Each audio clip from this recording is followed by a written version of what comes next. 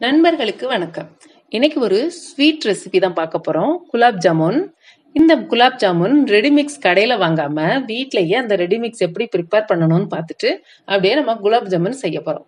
ஏற்கனவே ஸ்டஃப்டு குலாப் ஜாமுன் சொல்லிட்டு நான் ஒரு ரெசிபி போட்டிருக்கிறேன். அதோட லிங்க் நான் டிஸ்கிரிப்ஷன்ல கொடுக்குறேன். செக் பண்ணி பாருங்க. அதுவும் ரொம்ப டேஸ்டா இருந்தது.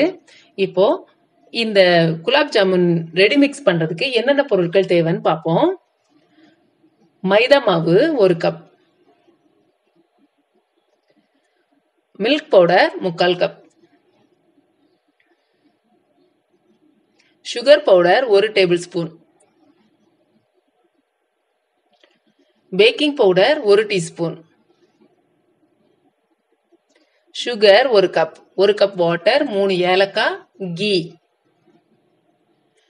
இந்த கீக்கு சரியா நம்ம ஆயிலும் சேர்த்துக்கலாம். ஆனா கீ சேர்த்தா ரொம்ப ரிச் ஃபிளேவர் நல்லா இருக்கும். இப்போ இதை ஒரு பவுல்ல சேர்த்துக்கலாம். எல்லா மாவையும் பவுல்ல சேர்த்து மிக்ஸ் பண்ண வேண்டியதான்.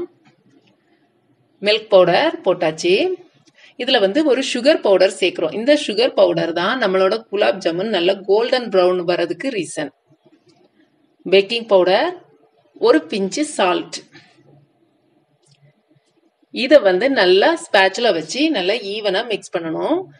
எல்லா அந்த பேக்கிங் பவுடர் எல்லாமே ஈவனா ஸ்ப்ரெட் ஆகணும். இதுதான் அந்த ரெடி மிக்ஸ். இப்ப நம்ம இதுல கீ போட்டு நார்மலா குலாப் ஜாமுன் எப்படி பண்றோமோ அதே மாதிரி இதை பண்ண வேண்டியதான்.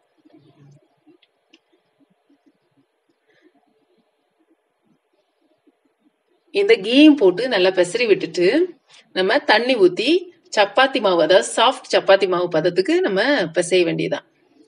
எனக்கு ஒரு 3/4 கப்புக்கு கொஞ்சம் கம்மியா எனக்கு தண்ணி செலவாச்சு.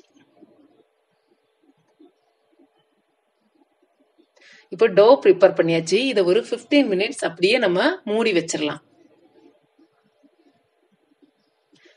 இதுக்கடையில நம்ம சுகர் சிரப் அடுப்புல வைக்கலாம். 1 கப்பு சுகர், 1 கப்பு தண்ணி, 3 ஏலக்காய். இந்த ஏலக்காய்க்கு சரியா நம்ம ரோஸ் எசன்ஸும் சேர்க்கலாம். இப்போ இந்த மாவு வச்சு நம்ம குலாப் ஜாமுன் பால்ஸ் நம்ம பண்ண வேண்டியது. நான் இன்னைக்கு சிலிண்டர் மாதிரி பண்ண போறேன். ஓவல் ஷேப்ல பண்ண போறேன். கொஞ்சம் டிஃபரெண்டா இருக்கட்டுமே அப்படிங்கிறதுக்காக இப்படி எல்லா மாவையும் உருண்டைகளா பண்ணி வச்சாச்சு. நான் ஆல்ரெடி எண்ணெய்லாம் காய வச்சு வச்சிருக்கேன். எண்ணெய் நல்ல சூடான பிறகு சிம்ல வச்சிடணும். அப்பதான் நம்ம உருண்டைகளை பொரிக்கும் போது வெளியில குக் ஆகி உள்ள வேகாம இருக்காது, நல்ல ஈவனா வேகும். அதுக்காக எண்ணெய் கண்டிப்பா எண்ணெய்க்கு தீ சிம்ல தான் இருக்கணும். இப்போ உருண்டைகளை போட்டு நல்ல ஒரு ரிச் கோல்டன் ப்ரௌன் வந்த உடனே நம்ம அந்த உருண்டைகளை எடுத்துடலாம். இந்த உருண்டைகளை போட்ட உடனே கொஞ்சமா உப்பி வரும். ஏன்னா நம்ம பேக்கிங் பவுடர் சேர்த்திருக்கிறோம். அதனால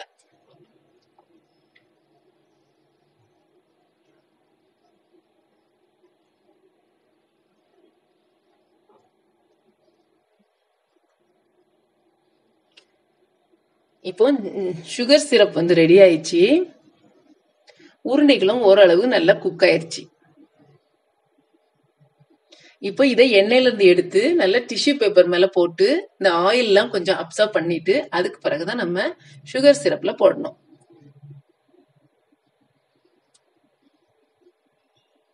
இப்போ சுகர் சிரப்ல இந்த உருண்டைகளை போடலாம்.